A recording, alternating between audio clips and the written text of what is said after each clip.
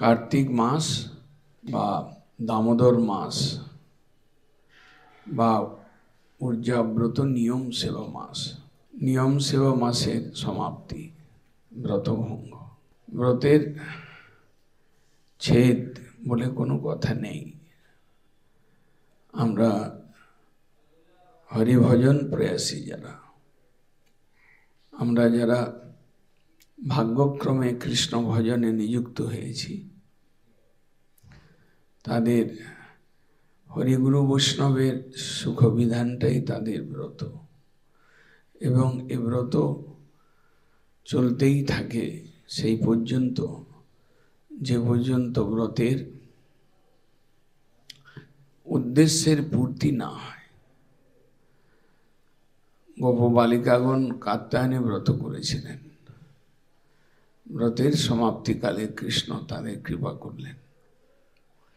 অর্থাৎ কৃষ্ণ কৃপা লাভই আমাদের ব্রতের উদ্দেশ্য, এবং ব্রত সেই পর্যন্তই চালিয়ে যেতে হয়, একটার পর একটা চলতে থাকে, যে পর্যন্ত কৃষ্ণ প্রাপ্তি, কৃষ্ণের কৃপা প্রাপ্তি, যে পর্যন্ত কৃষ্ণ প্রীতি লাভ না হয়। এটা মনুষ্য জীবনের একমাত্র কর্তব্য, পঞ্চম পুরুষার্থ। এটা না পাওয়া পর্যন্ত ব্রতের সমাপ্তি নেই। একটা ব্রতের ভঙ্গ হবে, একটা ব্রত আরেকটা ব্রত শুরু হবে। এইভাবে আমাদের ব্রত সবসময় নিরন্তর। কৃষ্ণ সেবন ব্রত কইল নির্ধারণ, প্রভু কয়ে সাধু এই ভিক্ষুক বচন, কৃষ্ণ শ্রবণ ব্রত কইল নির্ধারণ।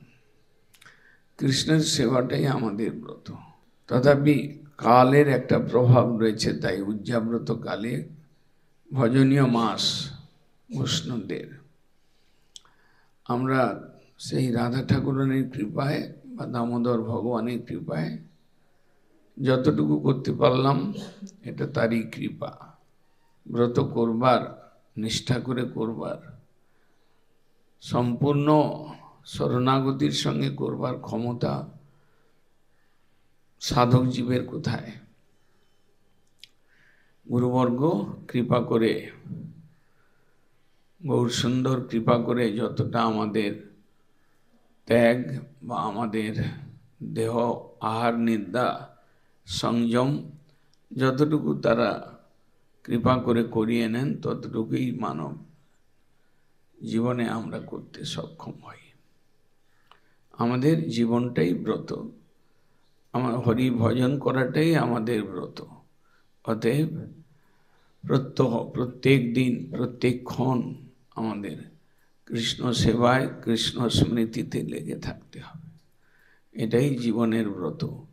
ব্রত এইরকম ব্রত সময়ে সময়ে আসবে, ভঙ্গ হবে বা যাবে, কিন্তু যিনি কৃষ্ণ ভজন করবেন তিনি, তার জীবনটাই ব্রতময়। হরি সেবন ব্রত, শ্রবণ কীর্তন স্মরণ ব্রত, কৃষ্ণের ইন্দ্রিয়ের তর্পণ কার্যের ব্রত। অতএব আমাদের সেই ব্রত, যে মূল ব্রত কৃষ্ণ সেবন ব্রত, আমাদের সার্থক হোক, আমাদের এই জীবন মানব জন্ম সার্থক হোক।